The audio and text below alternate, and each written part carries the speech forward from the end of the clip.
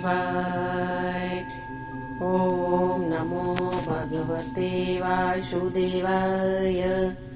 श्री हरि की जय। ब्रह्मा मुरारी त्रिपुरांतकारी भानु शशि भूमि सुतो बुधश्च गुरुश्च शुक्र शनिराव केतव सर्वे ग्रह शान्तिकरा भवन्तु। मंगलम भगवान विष्णु मंगलम गरुड़ध्वज मंगलम पुंडरीकाक्ष मंगलाय तनोहरि। राधे राधे दोस्तों, आज मैं आपके लिए लेकर आई हूँ वट सावित्री व्रत की कथा। अगर आपको इस कथा का पूरा फल प्राप्त करना है तो इस वीडियो के अंत तक बने रहें और पूरी कथा सुने। हिंदू धर्म में वट सावित्री व्रत का विशेष महत्व है। पौराणिक मान्यताओं के अनुसार इस दिन पतिव्रता सावित्री ने अपने पति सत्यवान के प्राण यमराज से वापस लेकर आई थी। इस दिन सुहागिन महिलाएं पति की लंबी आयु और अच्छे स्वास्थ्य के लिए व्रत रखती हैं। हिंदू पंचांग के अनुसार ज्येष्ठ माह के कृष्ण पत्र की अमावस्या तिथि को वट सावित्री का व्रत रखा जाता है। तो आइए कथा की शुरुआत करते हैं। वट वृक्ष में त्रिदेव यानी ब्रह्मा, विष्णु और महेश जी का वास होता है।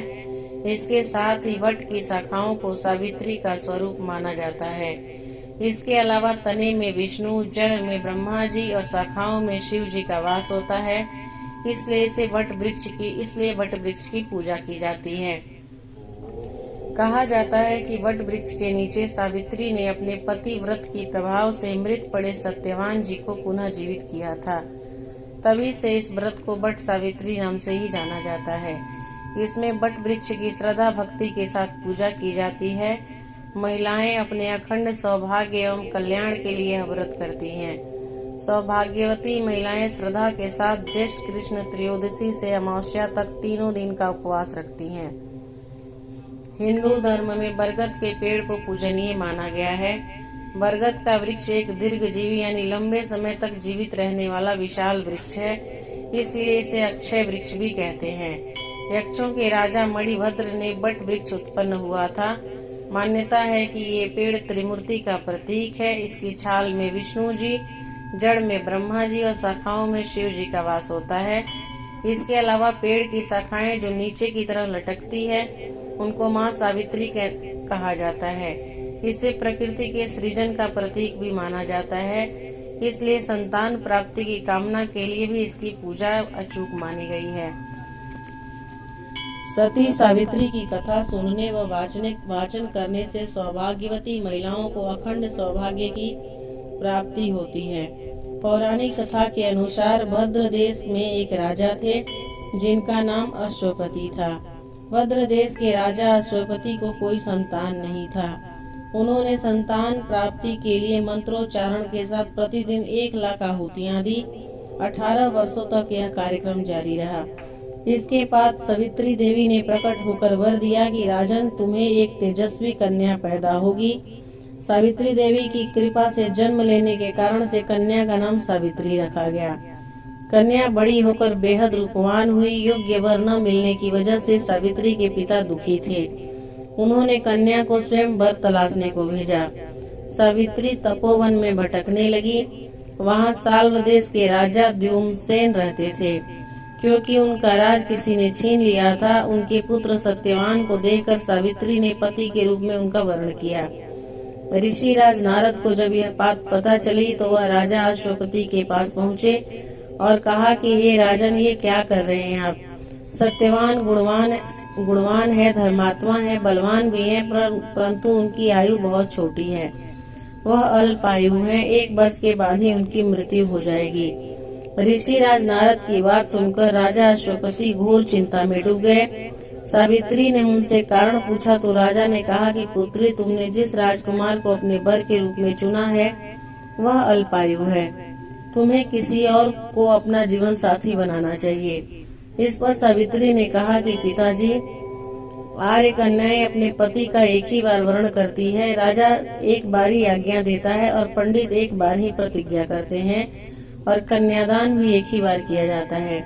सावित्री हठ करने लगी और बोली कि मैं सत्यवान से ही विवाह करूंगी। राजा अश्वपति ने सावित्री का विवाह सत्यवान से कर दिया। सावित्री अपने ससुराल पहुंचते ही सास ससुर की सेवा करने लगी। समय बीतता चला गया। नारद मुनि ने सावित्री को पहले ही सत्यवान की मृत्यु के दिन के बारे में बता दिया था। वह दिन जैसे जैसे करीब आने लगा, सावित्री अधीर होने लगी। उन्होंने 3 दिन पहले से ही उपवास शुरू कर दिया। नारद मुनि द्वारा कथित निश्चित तिथि पर पितरों का पूजन किया। हर दिन की तरह सत्यवान उस दिन भी लकड़ी काटने जंगल चले गए। साथ में सावित्री भी गई। जंगल में पहुंचकर सत्यवान लकड़ी काटने के लिए एक पेड़ पर चढ़ गए। तभी उनके सिर में तेज दर्द होने लगा। दर्द से व्याकुल सत्यवान पेड़ के नीचे उतर आए। सावित्री अपना भविष्य समझ गई। सत्यवान के सिर को गोद में रखकर सावित्री सत्यवान का सिर सहलाने में लग गई। तभी वहाँ यमराज आते दिखे। यमराज अपने साथ सत्यवान को ले जाने लगे। सावित्री भी उनके पीछे पीछे चल पड़ी। यमराज ने सावित्री को समझाने की कोशिश की कि यह विधि का विधान है, लेकिन सावित्री नहीं मानी। सावित्री की निष्ठा और पति परायणता को देखकर यमराज ने सावित्री से कहा कि हे देवी, तुम धन्य हो, तुम मुझसे कोई भी वरदान मांगो। सावित्री ने कहा कि मेरे सास ससुर वनवासी और अंधे हैं, उन्हें आप दिव्य ज्योति प्रदान करें। यमराज ने कहा ऐसा ही होगा, जाओ अब लौट जाओ। लेकिन सावित्री अपने पति सत्यवान के पीछे पीछे चलती रही। यमराज ने कहा देवी तुम वापस जाओ। सावित्री ने कहा भगवान, मुझे अपने पतिदेव के पीछे पीछे चलने में कोई परेशानी नहीं है। पति के पीछे चलना मेरा कर्तव्य है। यह सुनकर उन्होंने फिर से उसे एक और वर मांगने को कहा। सावित्री बोली हमारे ससुर का राज छिन गया है, उन्हें पुनः वापस दिला दे। यमराज ने सावित्री को यह भी वरदान दे दिया और कहा अब तुम लौट जाओ। लेकिन सावित्री पीछे पीछे चलती रही। यमराज ने सावित्री को तीसरा वरदान मांगने को कहा। इस पर सावित्री ने संतान और सौभाग्य का वरदान मांगा। यमराज ने इसका वरदान भी सावित्री को दे दिया। सावित्री ने यमराज से कहा कि प्रभु, मैं एक पतिव्रता पत्नी हूँ और आपने मुझे पुत्रवती होने का आशीर्वाद दिया है। यह सुनकर यमराज को सत्यवान के प्राण छोड़ने पड़े। यमराज अंतर्ध्यान हो गए और सावित्री उसी बट वृक्ष के पास आ गई जहाँ उसके पति का मृत शरीर पड़ा था। सत्यवान जीवंत हो गए और दोनों खुशी खुशी अपने राज्य की ओर चल पड़े। माता पिता को दिव्य ज्योति प्राप्त हो गई। इस प्रकार सावित्री सत्यवान चिरकाल तक राज्य सुख भोगते रहे।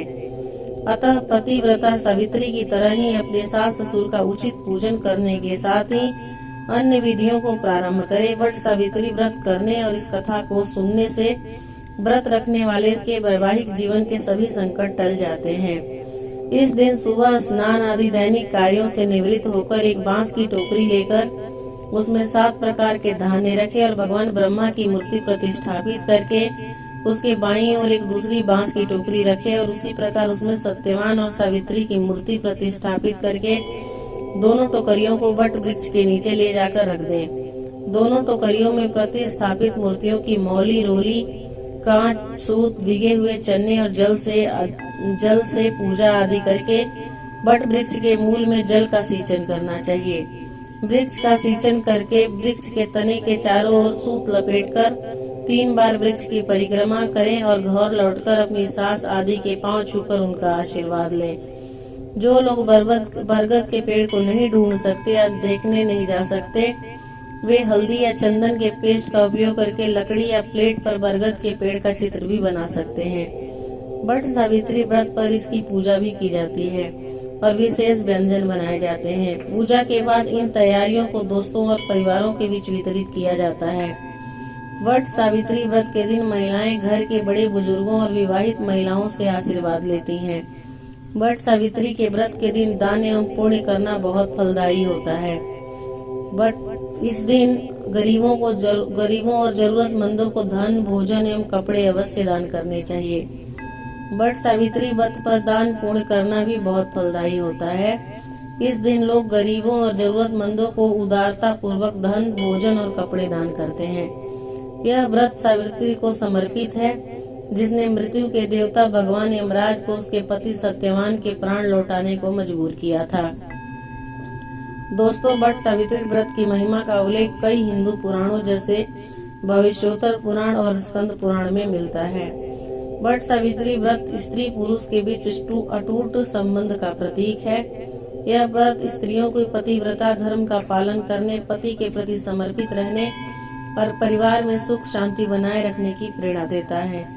आज के इस युग में भी इस व्रत का महत्व कम नहीं हुआ है, बल्कि यह और भी महत्वपूर्ण हो गया है। वट सावित्री व्रत से संबंधित यह वीडियो अगर आपको पसंद आया हो और अगर आप मेरे चैनल पे नए हो और अभी तक मेरे चैनल को सब्सक्राइब नहीं किया है तो मित्रों, आप मेरे चैनल को जरूर सब्सक्राइब करें और मेरे चैनल को जरूर शेयर करें।